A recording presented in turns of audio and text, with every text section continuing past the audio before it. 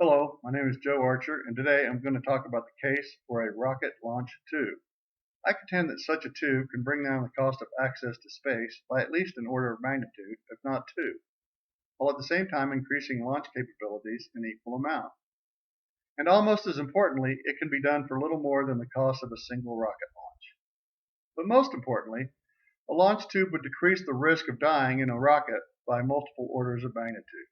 Now clearly, such claims border on the ridiculous, and you couldn't be faulted for going to another video straight away, but because it can't be said to be impossible, I encourage you to hear me out. To start the discussion, I will clarify what is meant by the term launch tube.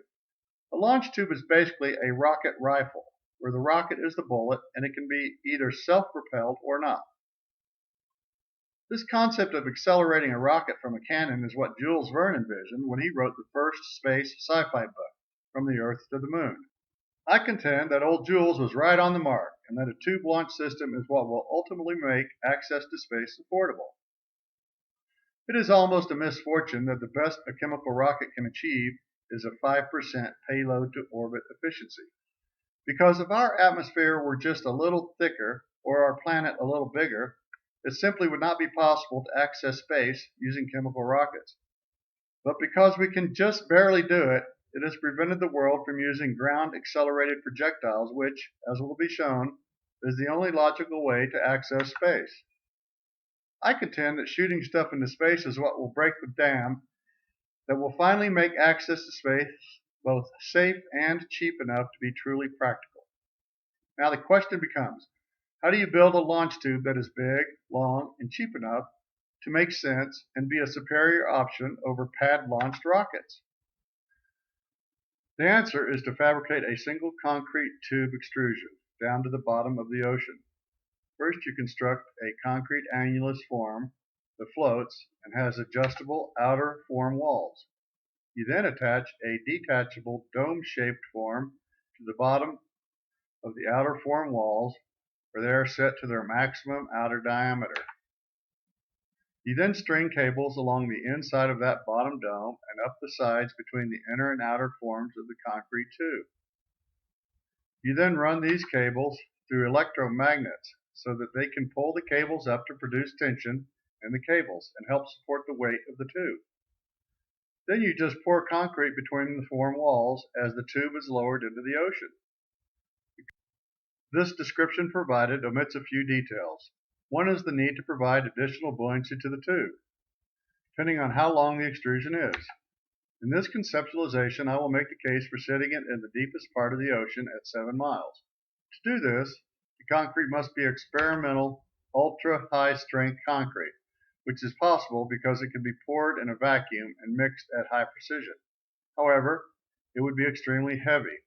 As such, constantly fillable airbags would need to be attached as it is lowered so that higher and higher air pressure is added as it is lowered. An alternative approach would be to add more and more steel cables as the extrusion proceeds and support the entire tube from the barge. Another possible weight solution is to freeze a sawdust and water mixture around the base of the tube to any diameter desired. What I like about this last option is that while its buoyancy value is much less than air, its density would not change with depth, and your only investment is refrigeration as opposed to real material and operation costs of airbags. Also, at 15,000 psi, air weighs almost as much as water anyway, and maybe more. Furthermore, it would be advantageous to have a block of ice around the base of the tube to provide additional compressive strength and insulation that would make it possible to supercool the base of the tube for the purpose of launching frozen oxygen as solid pellets. This would be required to launch thousands of gallons of oxygen with 1,000 g accelerations to eliminate the need for rocket-assisted lift. Another minor detail is the need to keep the tube as straight as possible. While it could be done with guy cables, it might be easier to use station-keeping submersible tugboats, as it were. However, because the top of the tube would be buoyant and the tube would be naturally in tension from top to bottom, aiding in its natural straightness and vertical orientation. The estimated cost of such a tube depends on the inside diameter and length of the tube. At the bottom of the Mariana Trench, The water pressure is 15,000 psi. This means that if you assume 22,000 psi concrete with a 50% safety margin, the wall thickness would need to be about 5 feet. This calculates to 8 yards of cement per linear foot of tube. If you assume a gradually decreasing wall thickness for an average wall thickness of 3 feet, this equates to 4 yards of cement per linear foot on average for a total cement requirement of approximately 150,000 yards. Now, the raw material costs of cement are about $50 a yard, but even if you assume $100 a yard concrete, you're still looking at $15 million. The additional cost of renting barges for 6 months, adding the steel, and running a 6-month operation, you could easily expect $35 million and more for a total project cost of somewhere between $50 and $100 million. For the purpose of this argument, let's assume steel costs of $25 million and overhead of 250% for a $100 million price tag. What does this cost of 2 lowest cost rocket launches buy you? In short, it allows you to accelerate a human payload to Mach 1.5 before release and potentially send a non-human cargo into space without requiring rocket thrust.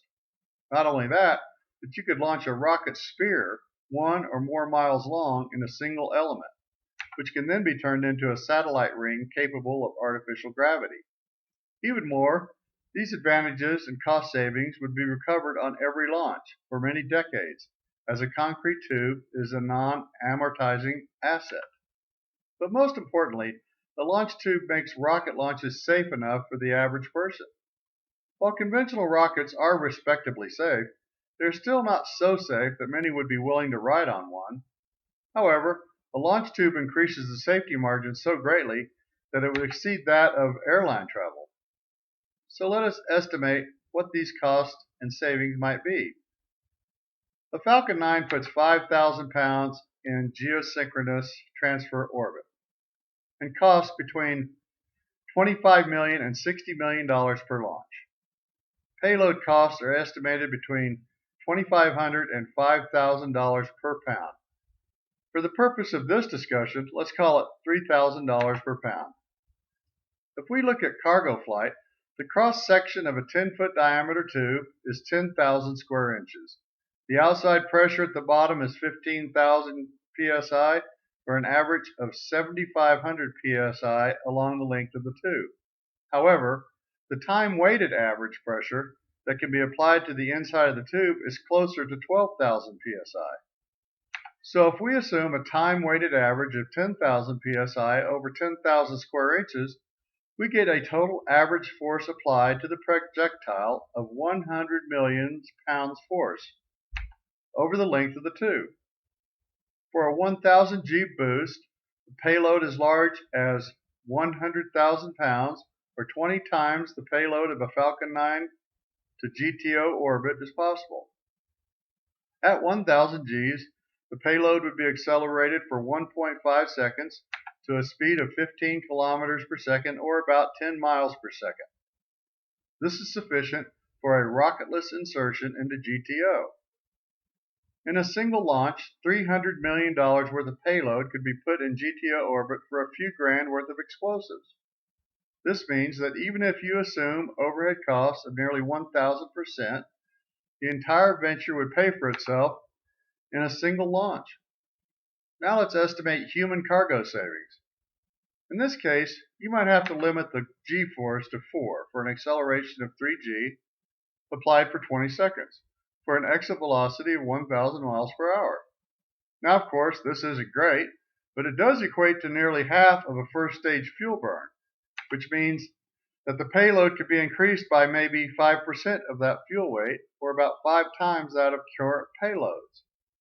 But even more importantly, a pre-accelerated rocket does not have to have a positive thrust to weight ratio, as it can continue its upward ascent at an under thrust condition, using a much smaller rocket engine as fuel is burned off.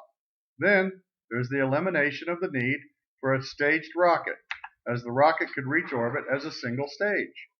Even better, the orbiting single stage can then be refueled in space and used as a Mars or Moon transit vehicle or just be part of a larger satellite. The combined savings, then, is a combination of significantly greater payload, a significantly reduced expense in rocket engine and staging investments, and service as space real estate. The overall savings might reasonably be estimated to be 95% plus less per launch. If we conservatively and optimistically estimate the past $60 million launch cost of a Falcon 9 to be $30 million, and 5 times as many humans are launched, it comes out to $150 million per launch in payback value. Such that even for a human launch, a launch tube may also pay for itself in the first launch.